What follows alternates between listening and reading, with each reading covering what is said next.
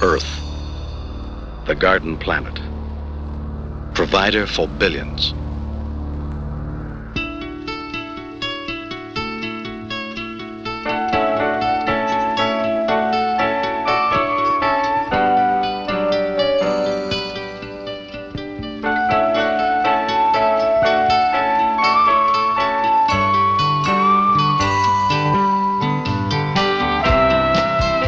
Since the beginning of recorded time, there have been entire societies which have sustained themselves solely on plant life.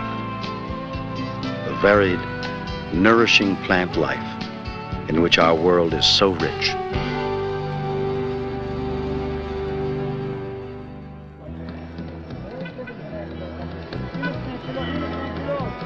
Today, there are still societies whose diet is largely shaped by the ancient vegetarian tradition. In Jerusalem, chickpea patties are folded into pita bread to make falafel, the favorite fast food of the Middle East.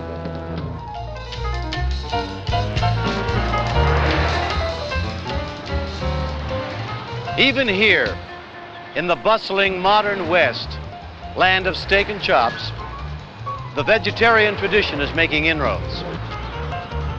Most major cities now feature several vegetarian restaurants. Govinda's in Los Angeles draws on many cultures and thousands of years of culinary tradition.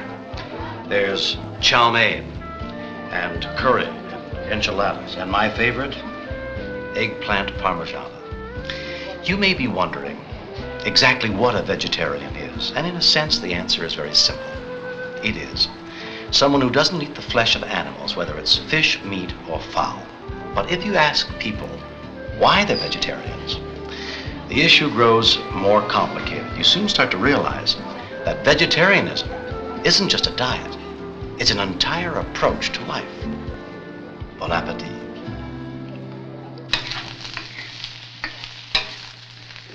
One of the main reasons I became a vegetarian was ethical, because I don't see any reason, with all the protein available today, to have to destroy animal life to sustain our lives. I would go to these fish restaurants and I would sit, there was this one place I used to go in LA that has this aquarium with these beautiful tropical fish, and I'd be sitting there having my shrimp, and this one evening all these gorgeous fish just came over to the edge of the tank and were just sitting there looking at me.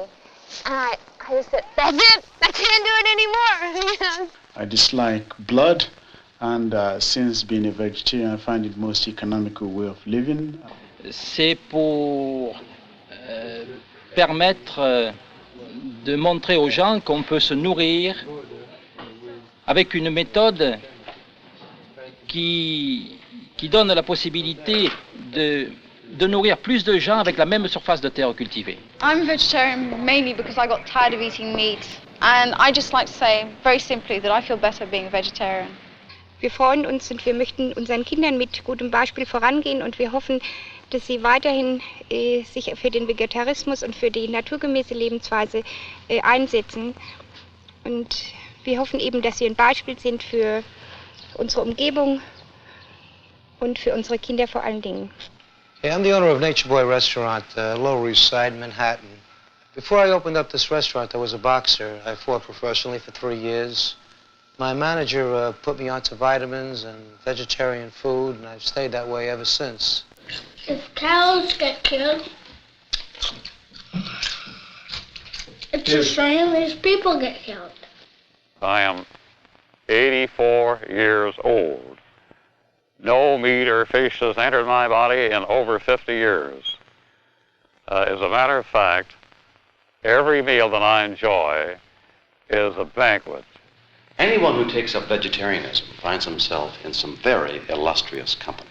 Socrates advocated vegetarianism, as did the Greek mathematician Pythagoras, and the poet Shelley, Albert Schweitzer, the great missionary. Their vegetarianism was an expression of a highly moral attitude to living. Another vegetarian, Leonardo Da Vinci, confided his views to his notebook. I have, from an early age, forsworn the use of meat, and the time will come when men will look upon the murder of animals as they now look upon the murder of men. So now, take a good look at me, because I am the actual, real, original Bernard Shaw. Now, how do you like me? George Bernard Shaw also practiced vegetarianism. In his later years, his doctors tried to persuade him to change his eating habits. Shaw replied, "Life is offered to me on the condition of eating beefsteaks, but death is better than cannibalism. Animals are my friends. I don't eat my friends." In Russia, Count Leo Tolstoy felt very strongly about the eating of animal flesh. He wrote, "It is directly immoral, since it demands an act which is contrary to our moral sense, murder."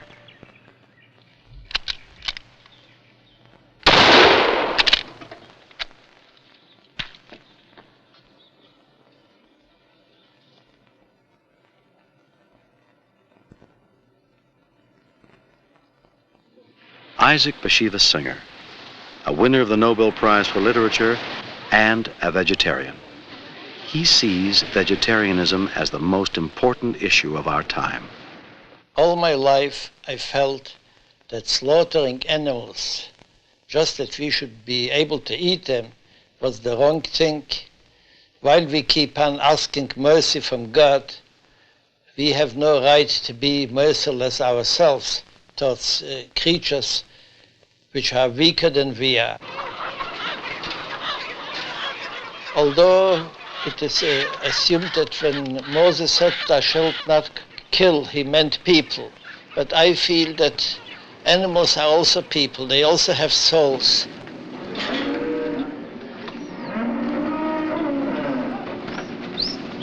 It is a terrible thing that we human beings have been practicing slaughter for so many hundreds and thousands of years, and we never really think about it. This whole idea of taking an innocent creature and slaughtering it and hurting it is to me an abomination.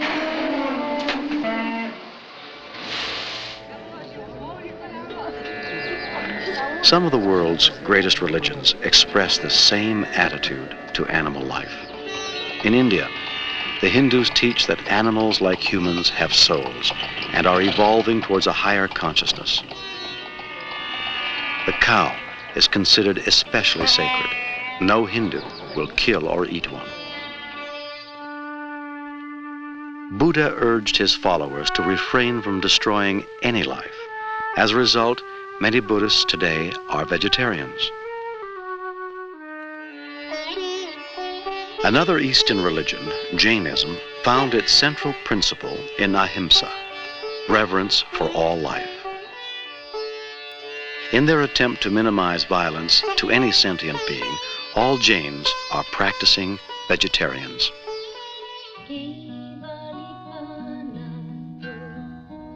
At the Jain Meditation International Center in New York, Western Jains celebrate Thanksgiving with a vegetarian feast. The founder of the center and the first Jain master to bring this philosophy to the West was Sri Chitrabhanu. And as we feel the pain and pleasure, in the same way other living beings also experience the same thing. And everybody has, or everything has, the right to live. So our life must be such that we minimize our violence and we don't become a burden or pain to any living being. The Jain teachings deeply influenced Mahatma Gandhi, who led India to independence. Gandhi, a Hindu, embraced non-violence and the practice of the vegetarian way of life.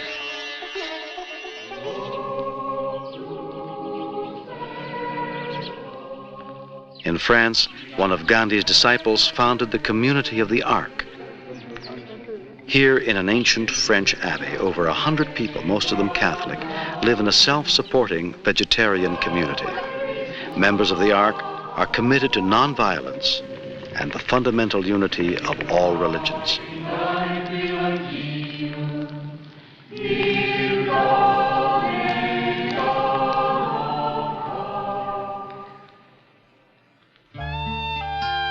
The Jewish faith, too, contains ancient writings supporting a vegetarian outlook.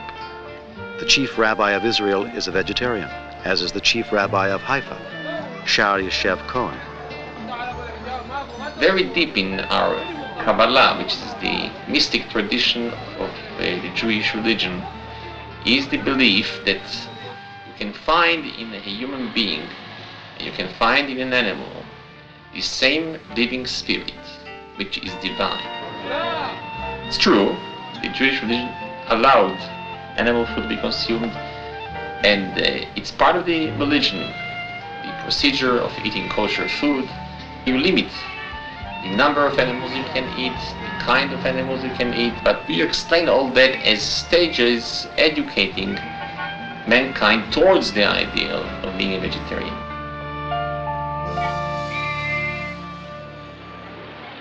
In the West, we are encouraged to eat meat from a very early age, and we think nothing of it. Or do we? Studies have been done on the reactions of children to the discovery that they're eating the flesh of animals. At the Primal Center in Toronto, Canada, psychologist Eric Weiner. Freud wrote, and I quote, that the child unhesitatingly attributes full equality to animals. He probably feels himself more closely related to the animal than to the undoubtedly mysterious adult. In our society, we augment this tendency tremendously. We give stuffed teddy bears to children, dogs, toy ducks, all kinds of animals. Their storybooks and their cartoons are populated by talking animals. Look, Boop, the path ends at a straw house. Pardon me, little piggies. We're lost, and we're looking for our home. Well, you're home now if you want to live in this house. We then take this child, and at some point around 5 or 6, they become aware that what they're eating is nothing less than their beloved animals. Most children, given the choice, I think, would become vegetarians. I am a vegetarian because I like animals, and I don't like to see them suffer or hurt or anything like that. When Milena was about 5, we were having dinner one day, I think it was lamb chops, and she pointed to it and she said, "Is that an animal?" And we said, "Yes, it is." She said, "What kind of animal is that?" And I said, "Lamb." And she was absolutely appalled that this should be a real animal, come from a real animal. And she said, "But I don't understand. Why are you eating this? If you say you love animals, how come you're eating it?" And my husband and I didn't have an answer for that. Most of us pick up our nicely packaged steak or chicken or fish as if meat grew painlessly like apples or plums on a tree. Meat is so much a part of our culture that we think there's something odd if we don't eat it. We even think that there's no other choice. But there is.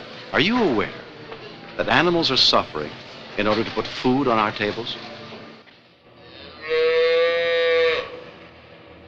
For example, a veal calf spends its 14-month life imprisoned in a tiny pen. Exercise toughens muscles, so movement is restricted, and the animal is deliberately kept anemic, all for the sake of tender white meat, the fashionable milk-fed veal.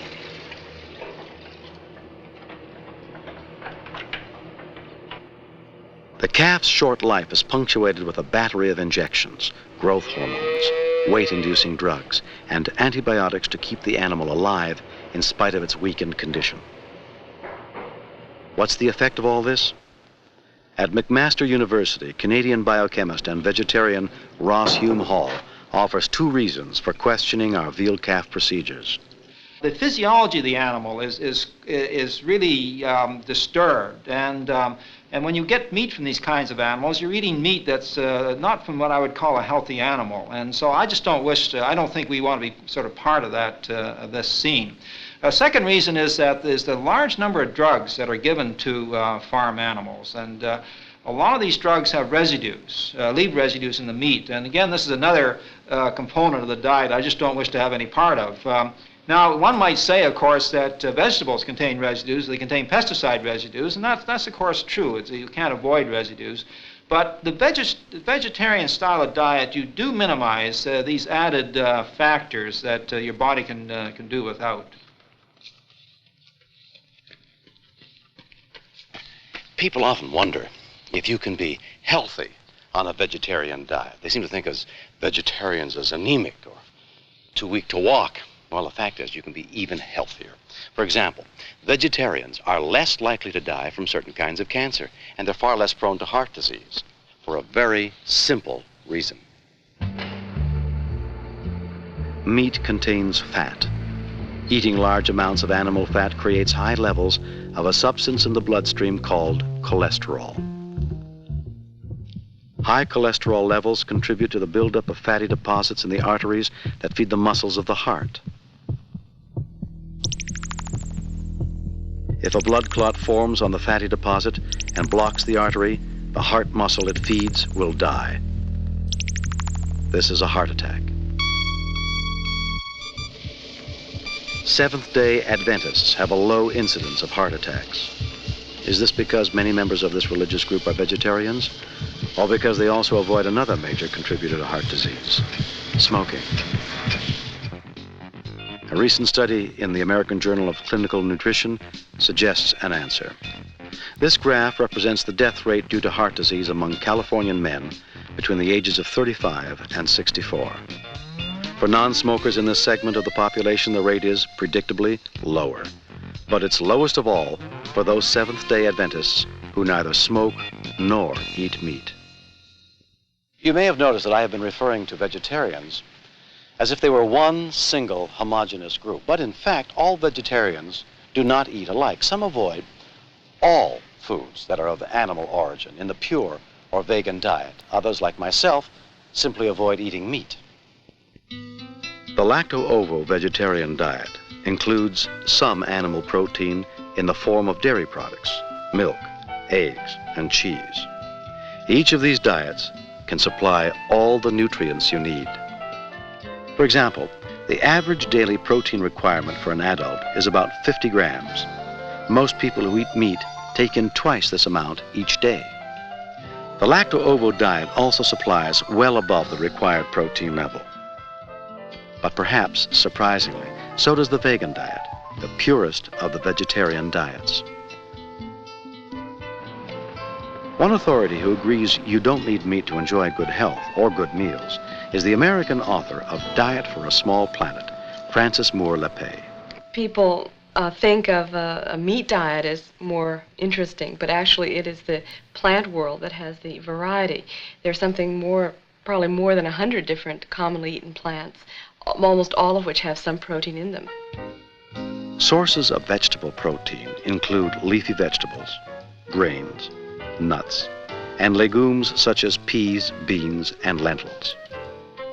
If you eat these foods in certain combinations, say wheat bread with baked beans, you get even more usable protein than if you were to eat an equal amount of just one of these foods.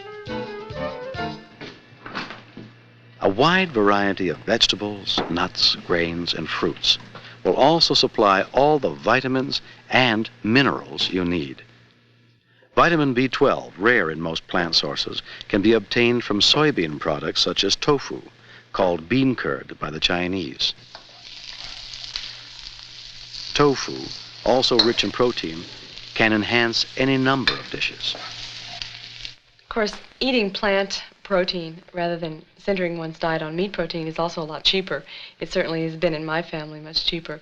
And just to give you one illustration, it would take you 8 times more money to supply your daily protein need on porterhouse steak than it would on soybean products. Recent years have seen a steadily growing interest in the techniques of vegetarian cooking. But whether your favorite cooking style is Japanese or French, or simply one of your own invention, a well-prepared vegetarian dish is a treat for both eye and palate.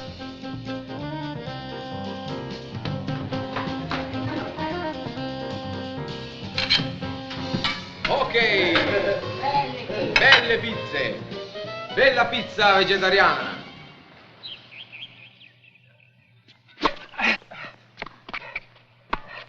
People still ask, can you be a vegetarian and also be in top shape physically?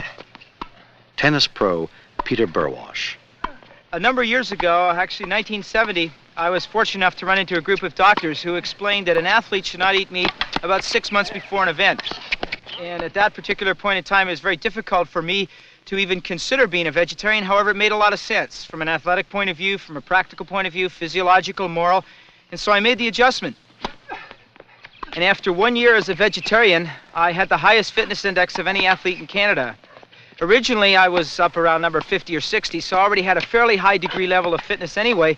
However, once I became a vegetarian, I had a chance to experience a number of different things. My oxygen uptake, my blood flow increased. Not only did I have more endurance, my recovery time was a lot better. Instead of spending 30 to 40 seconds to get my breath back, I was only spending 10 to 12 seconds. Worldwide, there is abundant evidence that vegetarians needn't lack energy. In England, the Muchindokai Karate School for Vegetarians.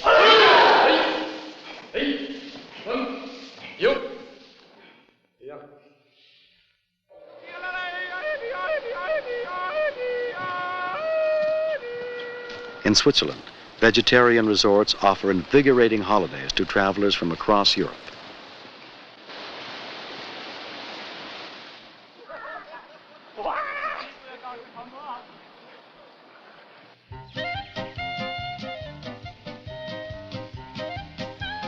Here, near Israel's Sea of Galilee, the vegetarian lifestyle has given rise to an entire community, Amorim.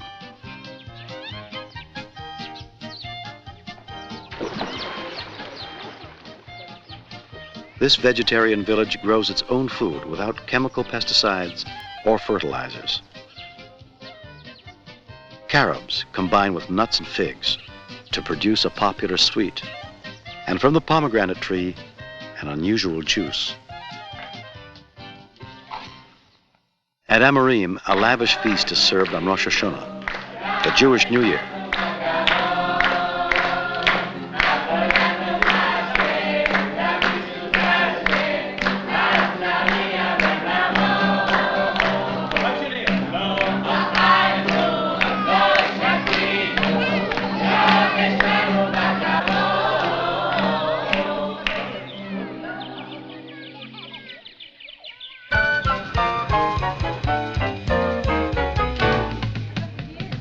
In the cities of the world, vegetarianism has become an integral part of the cultural mosaic.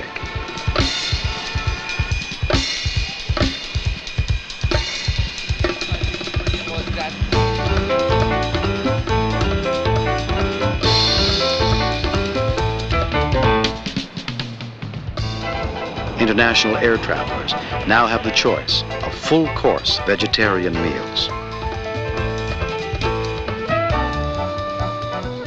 Londoners dine in style at elegant vegetarian bistros. There is an expanding number of vegetarian organizations. One of the world's oldest and largest is the Vegetarian Society of the United Kingdom. It has been publishing its research and answering the public's questions for a century and a half. In Holland, there are over 100,000 vegetarians. The Dutch Vegetarian Society has founded Felixoord, a home for vegetarian senior citizens.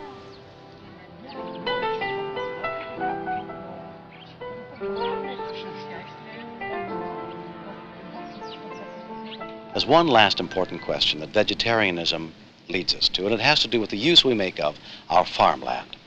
Some authorities believe that it's wrong to go on allocating so much of it to meat production. They point out that if our crops were directed towards people rather than towards animals, we could feed many more of the Earth's hungry population. British biochemist Dr. Alan Long. We find that, for instance, 1/3 of the world's cereal crops is grown to feed the animals, the farm animals, in the rich nations.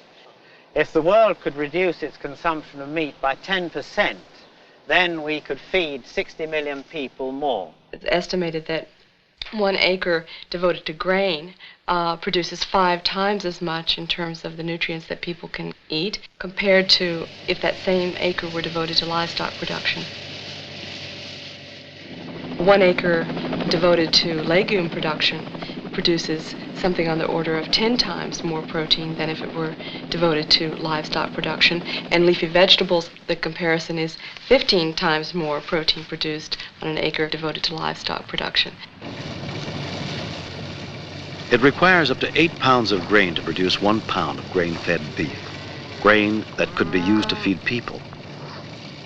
If Canada, for example, stopped feeding her grain to meat animals, there'd be enough of a food surplus to feed another 50 million people.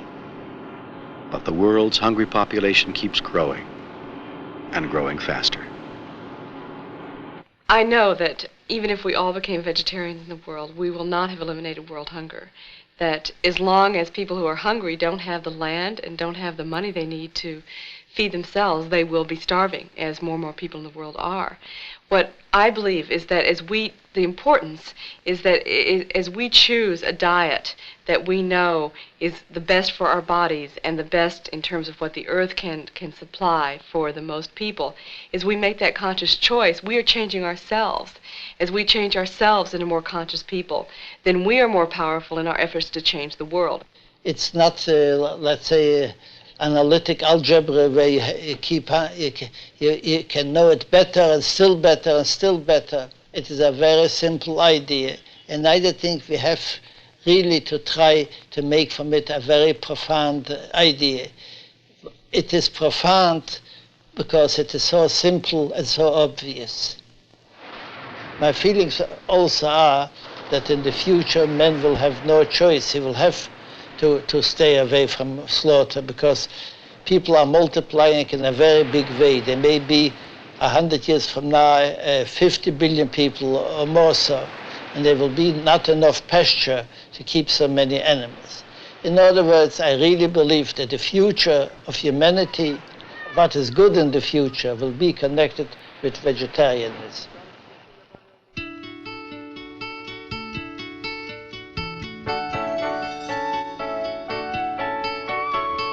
For many, the practice of a vegetarian way of life is a voyage of discovery into a world of richer health, of more humane ethics, and the vision of a better global economy. At the heart of this discovery is the knowledge that all life forms on this planet are inextricably linked. It is a way of life beginning with the individual that not only affects our friends and neighbors, but ultimately the well-being of our entire planet.